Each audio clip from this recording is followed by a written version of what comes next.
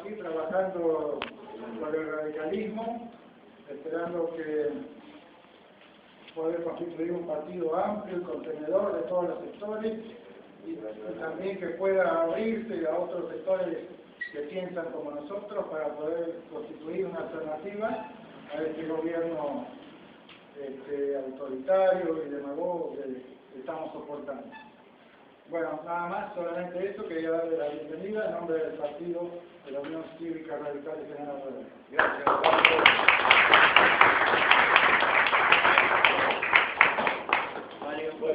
Bueno, yo más que nada decirles quienes nos acompañan es quien fuera 2 veces intendente de la ciudad de Chascomús y la actual diputada provincial, Liliana Denot, una representante del género femenino que da orgullo, porque pienso que a ustedes, como a nosotros pasan los masculinos, tenemos gente que del género que nos enorgullece y algunos que nos hacen quedar más o menos.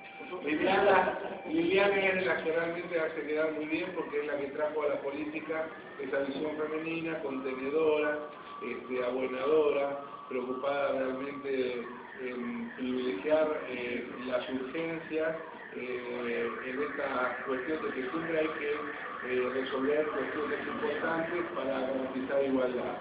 Lo hace con un trabajo, como lo demostró la municipalidad, con honestidad, con dedicación y bueno, que es lo que nos llena de orgullo y nos compromete a muchos a seguir militando, acompañándola.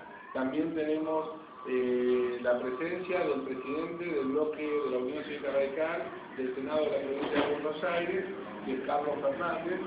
Yo creo que ha sido, la verdad, un acierto para toda la quinta sección electoral y para la provincia de Buenos Aires, y por eso creo que ostenta hoy ese cargo, haber encontrado en Carlos Fernández una persona que expresa realmente el pensamiento de lo que tiene que ser la provincia, de cuáles son sus principales problemas en salud, en educación, en seguridad, en lo que también a veces criticábamos un poco, que era el desorden con que se manejaban esas cámaras, y creo que desde la seriedad de su trabajo ha logrado traducir lo que la Unión Cívica Radical opina sobre lo institucional y cómo deben comportarse muchas de esas instituciones, incluso en la tarea que se ha dado quijotesca, porque nosotros como radicales lo hacemos desde la minoría. Y ni hablar de quien está a mi lado, a quien considero un ejemplo, una persona de bien por sobre todas las cosas. Creo que le toca a veces bailar con las más feas, porque él no pudo ser alfonsinista en los momentos en que ser alfonsinista era irradical, nos llenaba a todos la boca y nos privilegiaba en el trato con la gente. Él se incorporó a militar a partir de la caída que tuvo la Unión Cívica Radical durante estos años, y bueno, creo que lo ha hecho con una dedicación, jamás ha puesto sus intereses personales, siempre lo hizo con honestidad, que son condiciones que tendrían que ser normales, pero que la verdad no están en muchos de los dirigentes, o en algunos, no vamos a generalizar. Pero bueno, Ricardo Alfonsín es eso, es una persona que encarna, como encarnó su padre, los verdaderos ideales democráticos, los verdaderos valores de la República y el compromiso justamente para las instituciones que la componen. Aparte de eso, es un gran amigo, un hombre que es solidario y que creo que tuvo una oportunidad en un momento muy difícil, y creo que la sociedad le va a dar nuevamente otra oportunidad porque lo va a ir descubriendo. A pesar de ese, por momentos, yo no sé, esa indiferencia con que lo trata la prensa, como en sus opiniones, a veces vemos personas del espectáculo, de la farándula, que son tomadas para opinar sobre situaciones nacionales, y a veces las declaraciones de personas valiosas que vienen estudiando, preparándose, trabajando, no son escuchadas o no se reflejan para que la gente pueda saber qué grado de dirigente es. También agradecerle a Tato Celebristi, de una localidad vecina, a la gente de General Alvarado, al vicepresidente del partido, a Darío Osvaldo Storani, a Darío Alimonta, que es uno de nuestros 4 concejales, quien trata justamente de tener ese correlato que Ricardo tiene en lo nacional en el orden local. Y agradecer la presencia de Pablo Moro, un integrante digamos, el presidente del GEN, con quienes, fuerzas afines con las que estamos dialogando en el orden local. Independientemente de lo que vayan a resultar estas conversaciones, porque dependerán de lo que acuerden los distintos partidos, de lo que ocurra en cada uno de estas fuerzas políticas. Hoy nosotros estamos manteniendo conversaciones con el GEN, con el socialismo de General Alvarado, con la coalición cívica, con Libres del Sur, tratando de que si no culmina en una alianza electoral, por lo menos quede un programa de un fuerte contenido progresista, con una visión de estas características de centro-izquierda, sobre lo que tiene que ser el desarrollo de una Miramar más amplia e inclusiva en el futuro. Y que si no termina por distintas cuestiones en una unión, nos permita tener un trabajo de oposición mucho más fácil a partir de conocernos cómo pensamos, a partir de tener estas propuestas en común y a partir de reflejar esa visión. Porque creo que a la larga Miramar va a precisar de todos los que piensen parecidos para poder tener una conducción local, una intendencia en el 2015 que lleve adelante los temas de agenda pendiente, porque como oposición tampoco queremos ser totalmente críticos. Creo que este gobierno ha acertado en muchas cosas, que ha puesto en los cuantiosos temas que tenemos pendientes los habitantes de General Alvarado, de las localidades de Otamendi, Mechongué, Marresur y Miramar. Creo que puso el acento en algunas, restan muchísimas, y incluso en algunas que puso el acento, como seguridad, salud, creo que hay materias pendientes que obligan a que repensemos seriamente cómo seguir en esta ciudad. Así que bueno, sin hacerlo más largo, no sé si hay una palabra.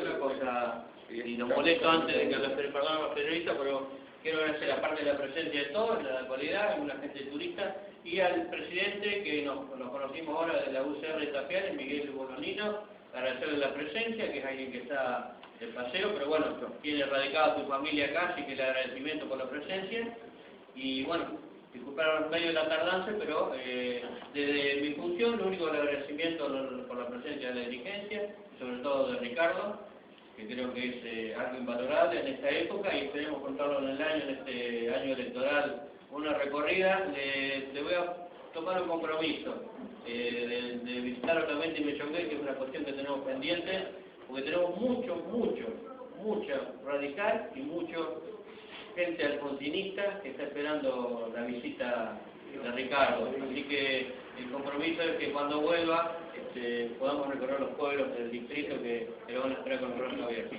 Y mi compromiso desde la concejalía, como dijo Mario, bueno, tratar de aplicar lo que nuestro Moreno, a través de Ricardo y el pensamiento de los legisladores que está presentando en la provincia y sobre todo en la quinta sección, tratar de traducirlo a través de lo que puedo de mi representación y acompañado de la gente que está gobernando acá en el distrito. Bueno, muchas gracias y ahora sí, al plato fuerte, a la palabra de Ricardo.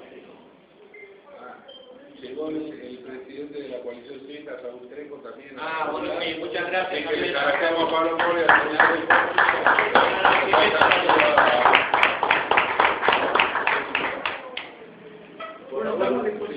si quieren sentarse, con gusto. Bueno, Ricardo, como siempre, toda la prensa a disposición de usted y seguramente va a tener que explicar algunas cosas que están sucediendo en el país y te damos el tiempo para escucharle lo que les gusta. No, bueno, entendía que ustedes que son los que operan como mediadores entre la política y la opinión pública formularan las preguntas que consideren más apropiadas. Bien, perdón. Recién Mario hablaba de las cuestiones pendientes. Él como hombre que viene del sector agropecuario, en General Alvarado, me imagino como en otros lugares también, ¿hace falta una política agropecuaria distinta que cambie el rumbo del país? Por supuesto, que permita que el sector agropecuario se exprese en toda su potencialidad. Yo no creo que existan contradicciones entre los intereses del sector agropecuario y el interés general.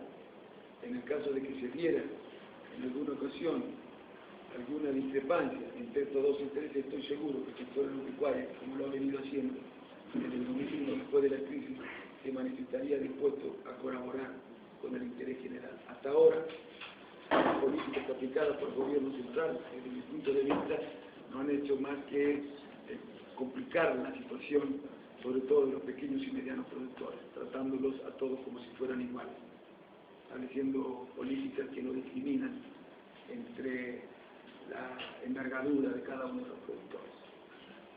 El doctor Alfonsín, esta recorrida está haciendo en realidad por la quinta sesión, ¿no? ¿Es una futura candidatura a diputado nacional? No, mire, nosotros estamos trabajando en una tarea que para mí es muy importante para el país. Yo diría que la principal responsabilidad que tiene la dirigencia política hoy es reconstruir el sistema de partidos. No se puede gobernar en democracia sin un sistema de partidos estable, permanente, previsible, que actúe como factor orientador de la opinión ciudadana, a que se le puedan rendir cuentas. En la Argentina, todos los partidos políticos están muy debilitados y hay que reconstruir el sistema de partidos. No creo que podamos reconstruirlo a la manera tradicional. Me parece que tenemos que ser conscientes de esto.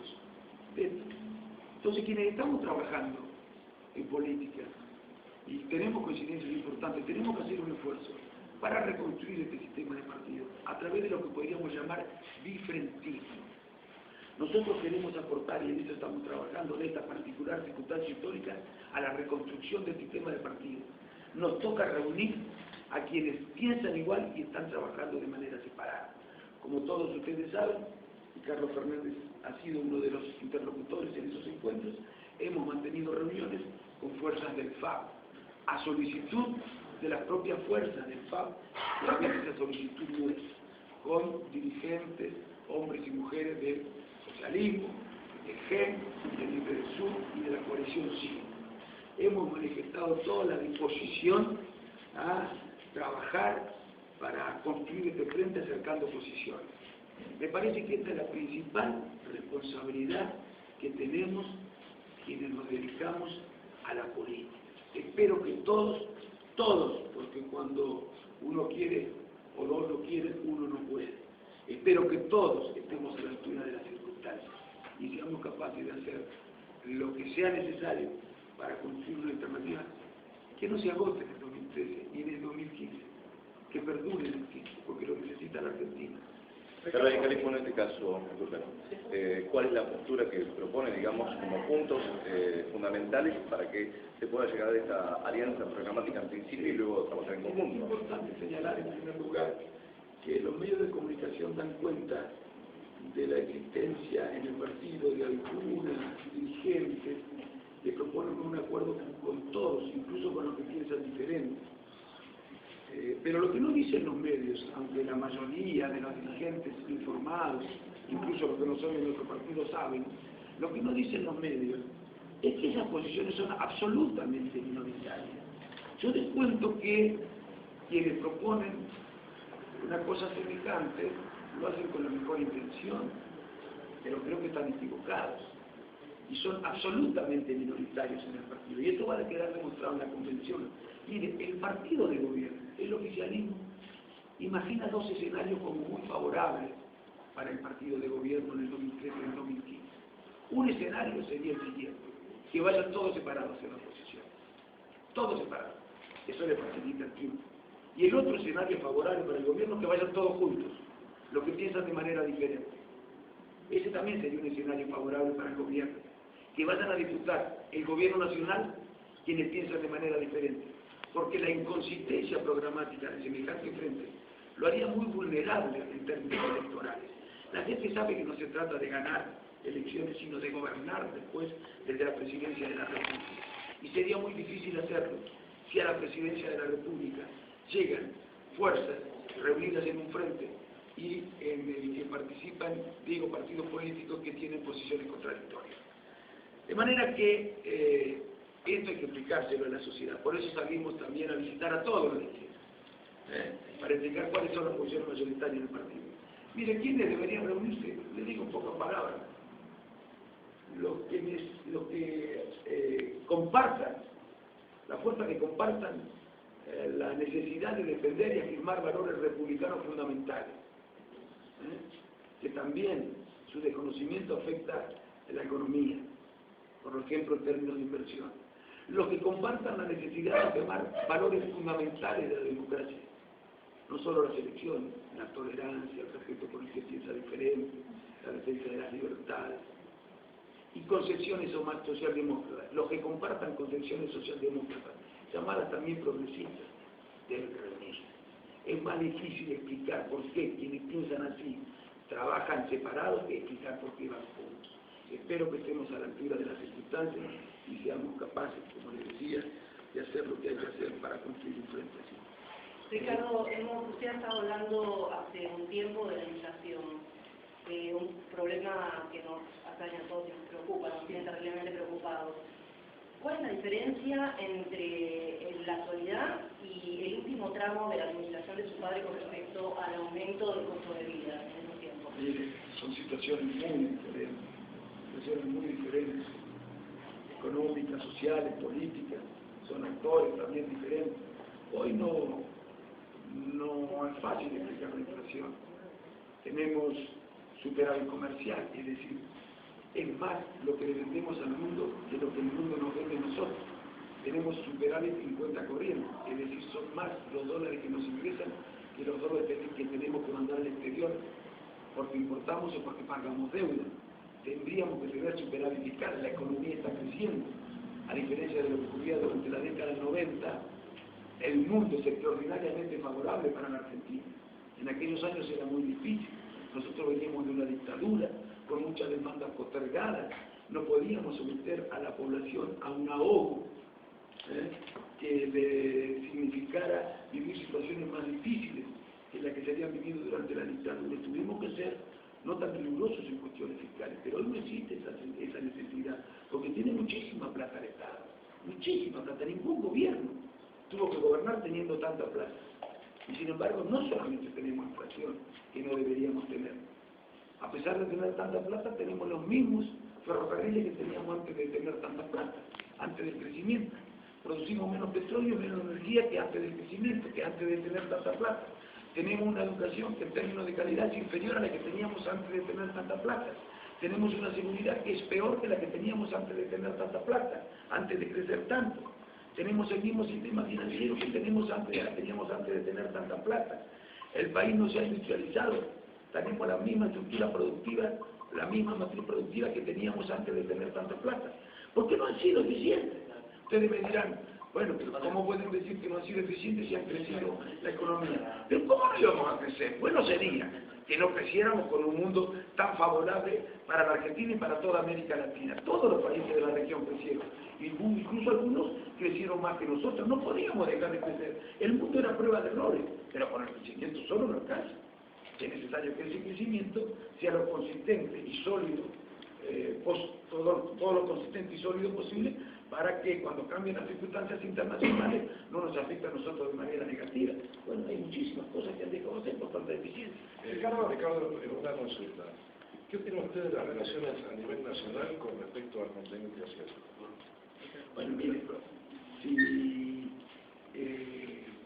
Perdón. Yo me gustaría, porque si no hay una persona que ha pedido la palabra y alguien lo quiere hablar, pasamos. Así que la próxima pregunta es para él. Perdonar, porque si no, ha levantado la mano 4 veces.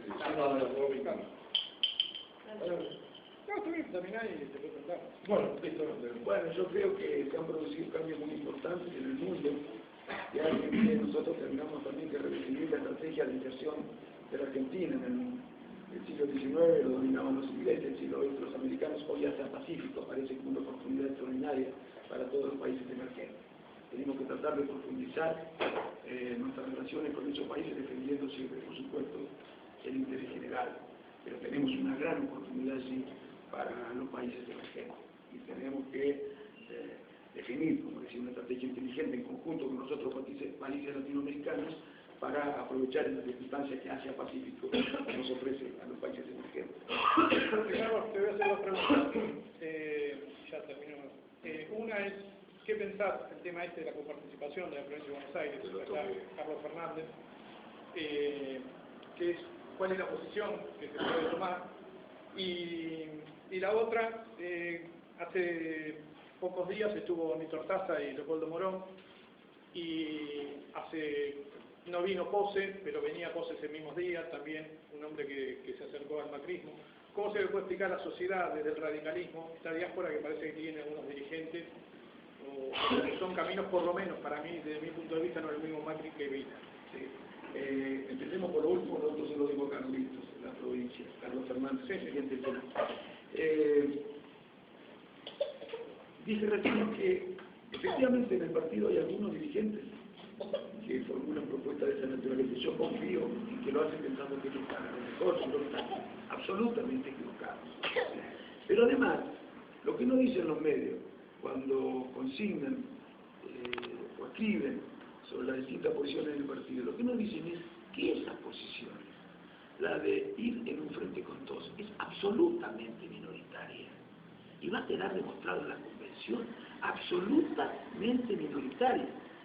Se escribe sobre estas posiciones en los medios como si fueran equivalentes en términos de representativos. Y la verdad es que no es así. Son absolutamente minoritarias. Y esto lo saben todos. Los que estamos más informados en este partido, lo saben todos. Esas posiciones son absolutamente minoritarias. Después, respecto de quienes que hayan venido, bueno, me parece bien que recorran y caminen, todos me parece que recorran y caminen y expliquen sus posiciones y que vengan a debatir a los partidos y no lo hagan a través de los medios. Me parece bien que vengan a debatir al partido. No es necesario reunir la convención para debatir. Ni es necesario, ni quiero decir, ni el único lugar de debate es el Comité Nacional. Se puede debatir en los comités de distrito, como hacemos nosotros. Vamos, recorremos, escuchamos. A veces tenemos coincidencia, a veces tenemos discrepancias. ¿Por qué tener que discutir por los medios cuestiones que no le interesan a la gente? Yo creo que cuando uno utiliza los medios para hacer política, más que pensando en el partido, tal vez no se da cuenta, pero más que pensando en el partido, está pensando en el mismo. Y la otra, bueno, el tema de la coparticipación, yo digo, tarde pero bienvenido. Tarde, porque ya han pasado muchos años, pero bienvenido. Es imprescindible que pongamos arriba de la mesa un problema central que tiene la República, no solamente la provincia de Buenos Aires, sino el país, que es el tema de la distribución de los recursos públicos. El camino que eligió el gobierno provincial en su reclamo, a mi juicio, es un camino que no tiene salida, porque modificar la ley de coparticipación, de acuerdo a lo que está establecido en la reforma constitucional del 94, implicaría la unanimidad de las 24 legislaturas de todas las provincias del país, siendo prácticamente imposible cuando vos pretendés sacar unos a otros. Acá lo que hay que discutir es qué proporción se queda a la nación y qué proporción va a las provincias. La realidad es que en la década del 80 el 46% estaba concentrado a nivel nacional y el 54% se repartía entre las provincias. Hoy el 75% de los recursos están concentrados en el nivel nacional y el 25% se distribuye en las provincias.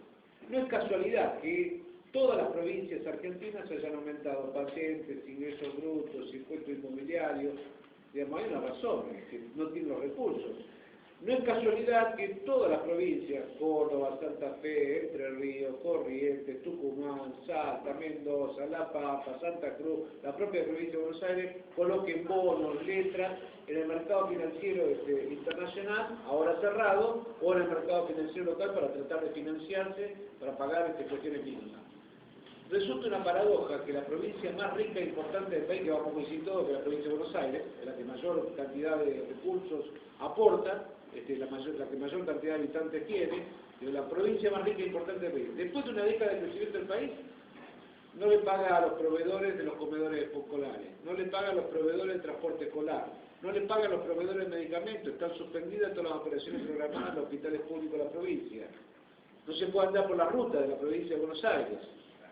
Estamos con crisis recurrente cada vez que hay que pagar salario y aguinaldo. Digo, ¿cómo es posible después de una década de crecimiento que la provincia más rica esté en estas condiciones? Digo, está bien, yo coincidamos que Scioli no es un buen administrador, ha sido un mal administrador, pero la realidad es que hay un problema estructural de fondo, que es cómo se distribuyen los recursos públicos. Y en este sentido nosotros le venimos reclamando al gobernador que se ponga al frente del reclamo de los bonaerenses. Por eso digo, tarde pero bienvenido. Es necesario rediscutir cómo se distribuyen los recursos públicos en la Argentina. Creo que el camino no es el que se eligió en la provincia, sino que el camino es discutir cuál es la distribución primaria y terminar con las exacciones previas al reparto de coparticipación que hoy se están haciendo. Me refiero, el 15% de más de recursos coparticipables que ceden las provincias al ANSES para pagar las jubilaciones. Eso estaba bien cuando el sistema era privado, cuando se había ido todos los recursos a la FJP y el Estado tenía que seguir pagando a los jubilados. Ahora, se estatizó el sistema y la realidad es que el ANSES no le devuelve la plata a las provincias, al contrario, no la presta intereses. A la que en particular a la provincia de Buenos Aires nos ha hecho préstamos cobrándonos interés de la plata que nos saca a nosotros. En mi barrio, allá en Tandil, esto se dice, me sacaron de la mía, ahora me la prestan y encima me la prestan caro. Creo que hay que discutir en serio el tema de la distribución de los recursos públicos. Gracias. Quería hacer una acotación sobre la pregunta que dijo la señorita. La diferencia entre el gobierno de su padre, coincido totalmente con lo que dice usted, las condiciones distintas del gobierno de su padre. Pero una cosa muy fundamental fue la oposición y la CGT de ese tiempo y la actual.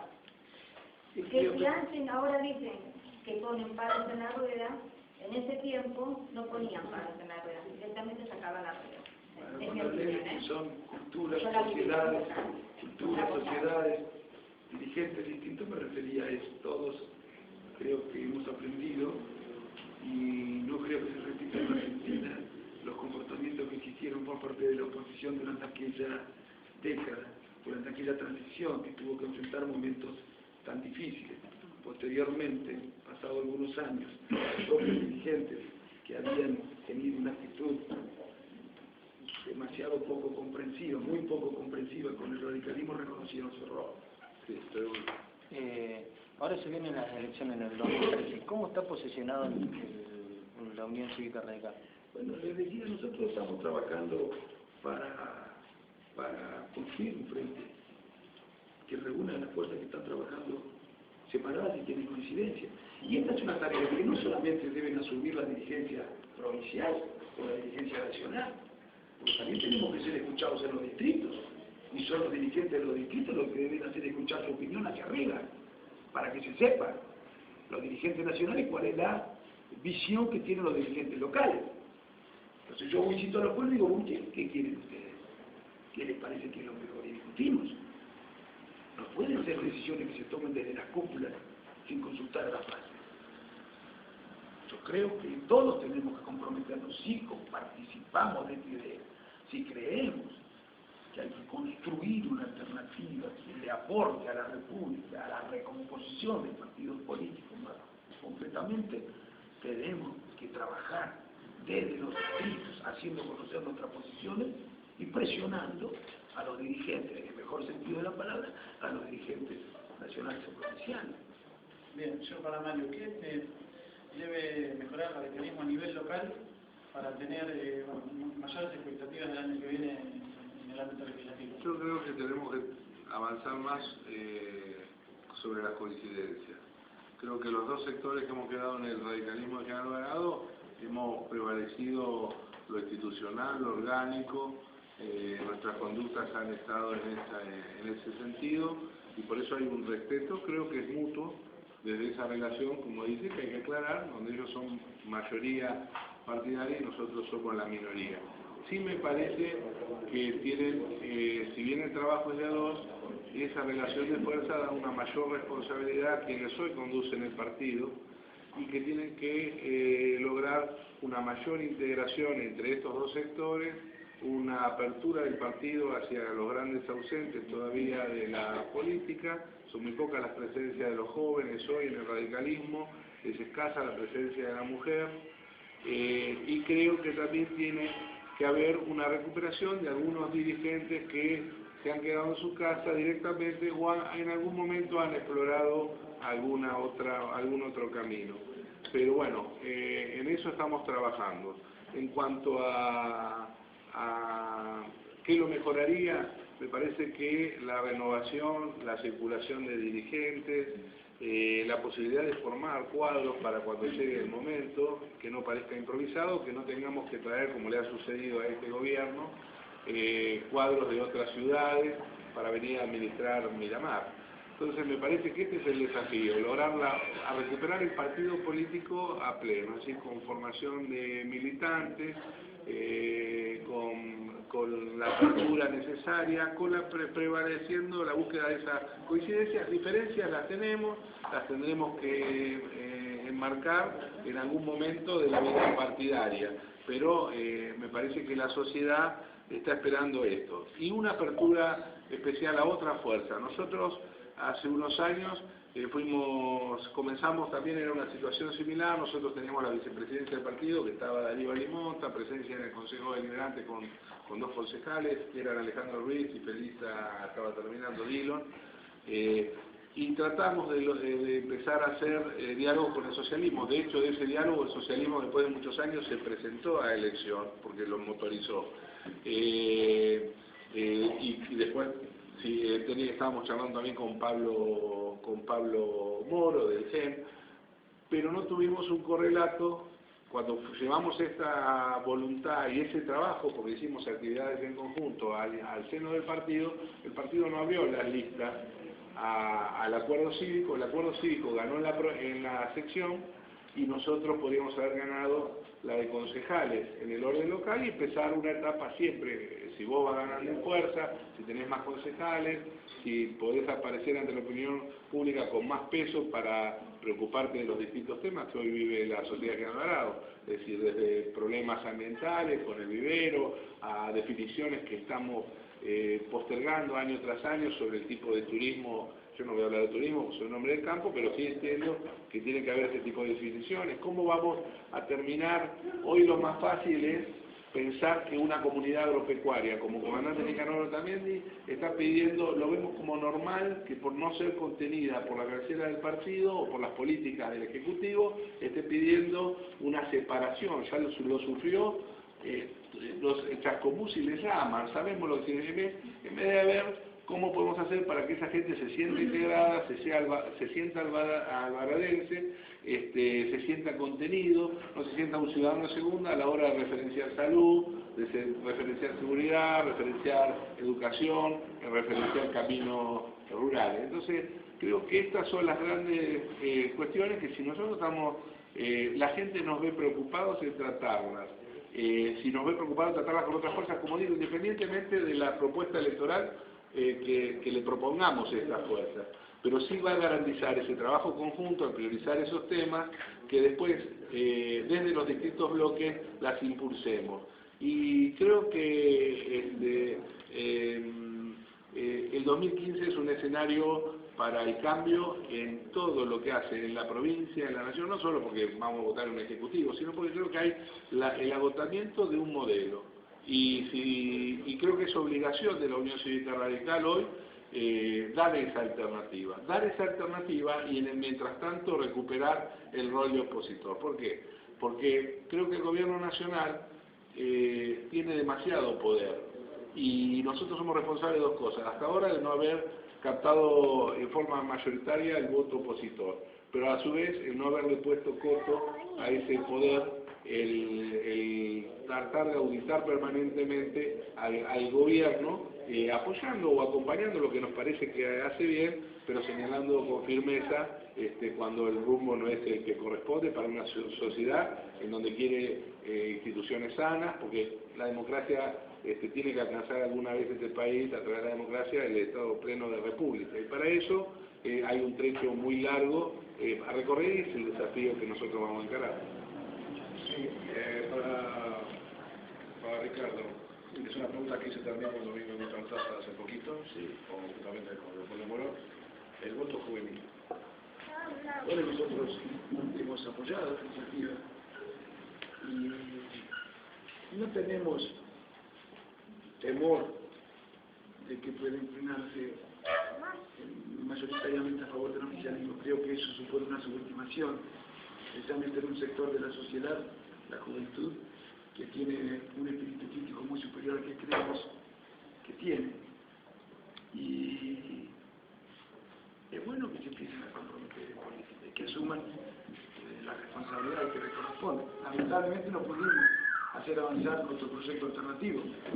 Establecía la obligación y establecía responsabilidades y sanciones para el que no votaban. En el fondo me parece que hubo algo de demagógico del gobierno y paternalista. Pero también hay un doble juego, porque supongamos que los chicos voten a tal edad, eso también se va a especificar en la justicia o por la... Hay que aclarar una cosa, hay quienes creen que a los 16 años no son responsables penalmente, no es así. A partir de los 16 años sí son responsables penalmente, lo que tienen es un sistema, digamos, carcelario diferente, hasta que sea mayor. Pero a los 16 años son punibles los chicos, son imputables, son punibles. No sé por qué creen que a partir de los 16 no son, que a los 16 todavía no son punibles, a los 16. ¿Sabe por qué no se cree? Porque generalmente cuando se comete hechos y son de esas edades, salen libres siempre. Bueno, las condiciones procesales son distintas, pero son punibles. Ahora, eso muchas veces tiene que ver con el hecho de que no se aplican adecuadamente las leyes, habrá que corregir las leyes, pero son punibles. Les caben las sanciones previstas por el Código Penal cuando han cumplido 16 años. Si son menores de 16 años, tienen otro tipo de responsabilidad. A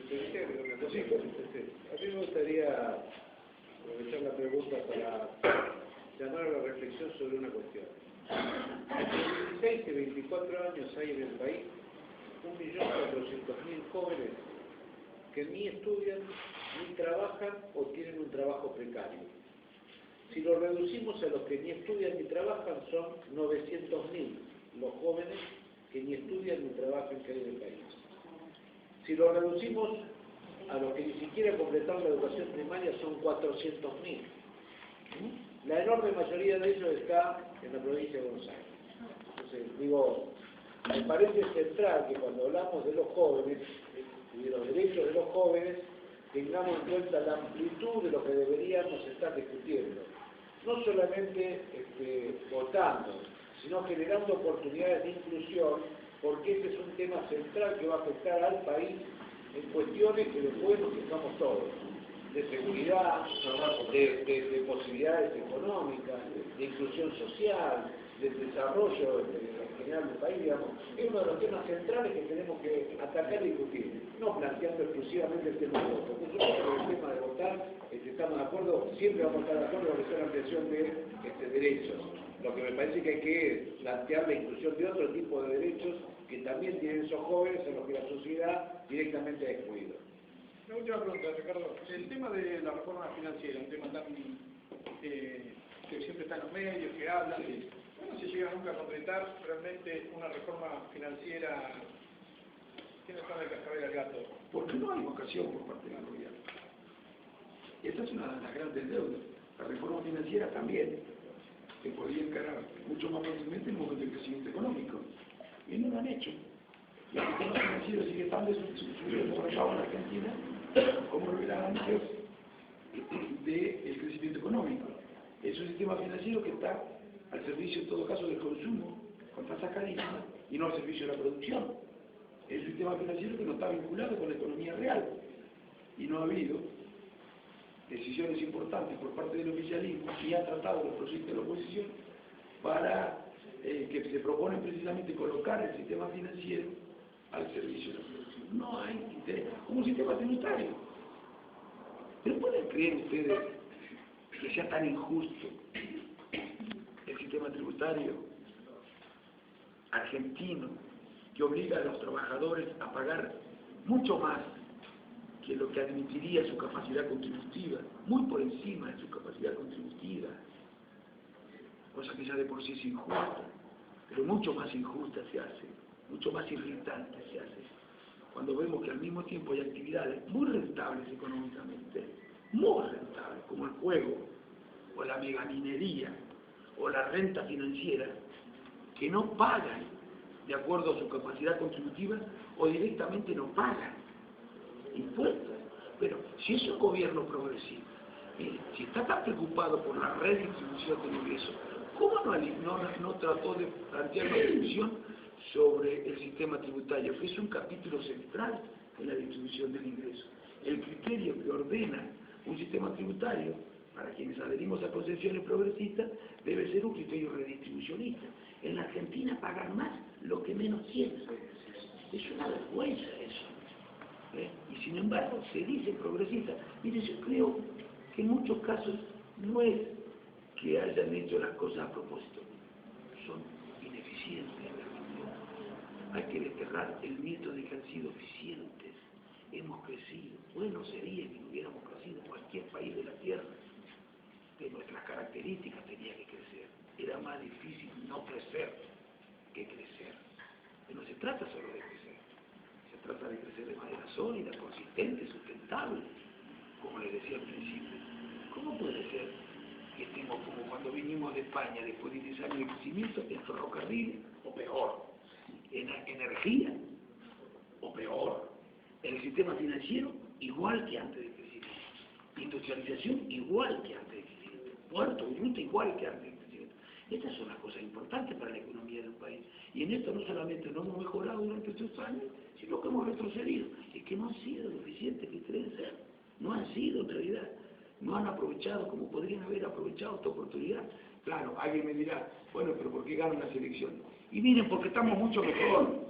Porque el crecimiento desde luego acarrea alguna mejoría, importante incluso. Pero eso es efecto de derrame. Y es consecuencia del mundo que era extraordinariamente favorable y no hicieron nada a ello para que el mundo sea favorable. Tiene que ver esto con la incorporación de China al mercado mundial, con el aumento de los precios de los productos primarios, el hecho de que nosotros somos un país que produce productos primarios a bajos costos y de mucha calidad. Pero no lo han aprovechado, lamentablemente, como debían haber aprovechado esta oportunidad. ¿Para qué hablar de salud? Estamos igual que antes. De educación, estamos igual que antes. Transporte ferroviario para la gente del conurbano, estamos igual que antes. Peor que antes. El sistema tributario, como les dije, no ha sido reformado. Bueno, no han sido lo eficientes que creen haber sido, ni han sido los transformadores en términos sociales que creen haber sido. Porque está bien el plan para todos, pero educación para todos, muchachos, también. Y no son incompatibles, salud para todos. Yo no digo que todos los problemas deberían estar resueltos, estos que menciono, pero por lo menos podríamos haber mejorado en estos 10 años de crecimiento. ¿Cómo se explica que hayamos retrocedido si no es porque son ineficientes? Porque no tenemos memoria. ¿No será que el capitalismo tiene el poder?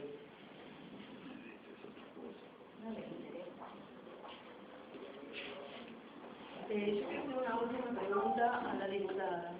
Sí, Desde el radicalismo... no la dejamos hablar. No, por favor. El papel de la mujer en el radicalismo que no quede mal, por favor. Que alguien lo represente. Diputada, un tema que nos preocupa a todos también es el tema de la violencia de género. ¿Qué se está haciendo? ¿Cuál es la acción desde el radicalismo? Bueno, el radicalismo ha trabajado y está trabajando muchísimo en ese aspecto. Nosotros tenemos en una diputada nacional, María Luisa Llorani,